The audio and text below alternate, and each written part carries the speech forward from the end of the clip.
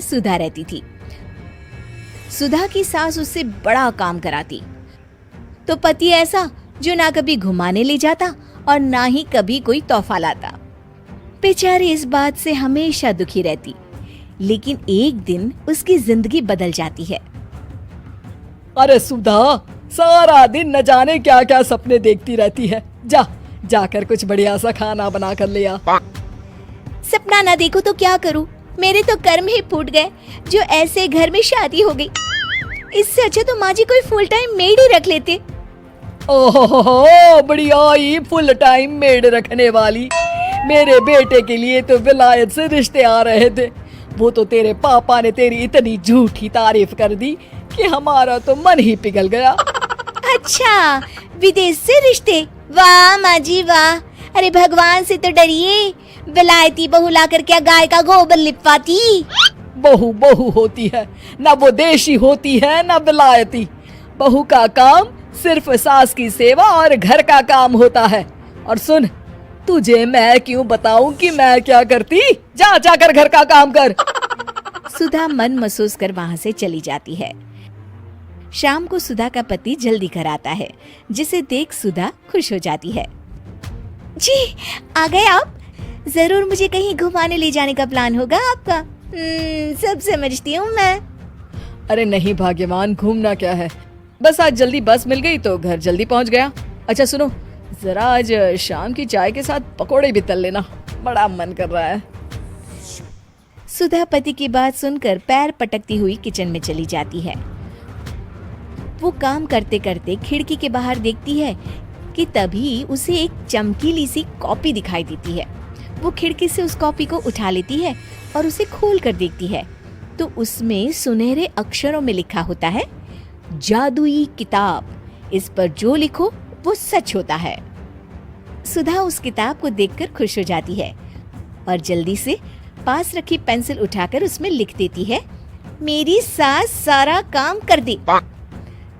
तभी उसकी सास किचन में आ जाती है और कहती है, अरे बहू, सारा दिन लगी रहती है काम में, अब जाकर आराम कर ले। मैं तेरे लिए चाय और गर्मा गर्म पकोड़े लेकर आती हूँ। सुधा ये देखकर हैरान हो जाती है और कॉपी लेकर कमरे में आ जाती है। तभी वो देखती है कि उसका पति आराम से बैठकर किताब पढ़ रहा होता है। सुधा झट से कॉपी निकालकर उसमें लिखती है, मेरा पति मुझे घुमाने ले जाए। बस फिर क्या था, सुधा का पति किताब बगल में रख देता है और उससे कहता है, बहुत दिन हो गए हम कहीं घूमने नहीं गए ना, चलो कल मैं ऑफिस से छुट्टी ले लेता हूँ। सुधा ये सुनकर खुश हो जाती है कि तभी उसकी सास हाथ में चाय और पकोड़े लेकर खड़ी हो जाती है। चलो बहू, कुछ खा लो। अरे किस्मत वाले हैं हम जो हमें तू मिली, वरना मेरे बेटे की शादी कहीं तय ही नहीं हो रही थी। कोई लड़की इस घर में शादी नहीं करना चाहती थी। ले बहू, खा ले। अब तो सुधा की बल्ले बल्ले हो गई थी। सुधा की सास और पति बस उसके इशारों पर घूमते। एक दिन सुधा को सास का हार पसंद आ जाता है। वो सास से कहती है, माँ जी कितना खूबसूरत हार है, क्या ये हार आप मुझे दे देंगी? ओए होए, बढ़िया ही, मुझे दे देगी?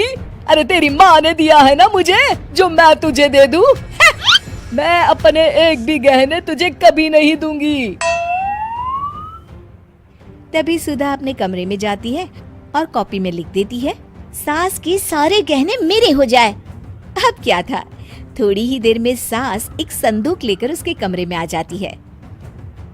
बहू ये ले। ये क्या है माँ जी? बेटा ये मेरे गहने हैं, अब मुझ बुढ़िया पर तो ये अच्छे नहीं लगते। तेरी तो उम्र है पहनने उड़ने की, ये ले गहने तू ही रख ले। तभी सुधा की नजर उस हार पर पड़ती है जो सासू माँ ने पहना है। और माँ जी ये हार जो आपके गले पर है? सास हार उतारते हुए कहती है, हाँ बहू ये भी ले ले।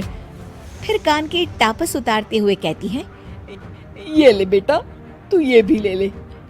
फिर एक एक कर वो अपने सारे पहने हुए गहने उतारने लगती है। ये भी ले ले बहू, ये भी ले ले। सुधा तो खुशी के मारे बौखला जाती है। हाँ लाइए लाइए लाइए लाइए।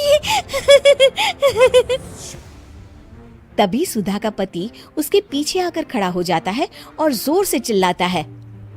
अरे सुधा, क्या हुआ? क्या लाइए लाइए कर रही हो? अरे जरा कढ़ाई में तो देख लो, सारे के सारे पकोड़े जल गए।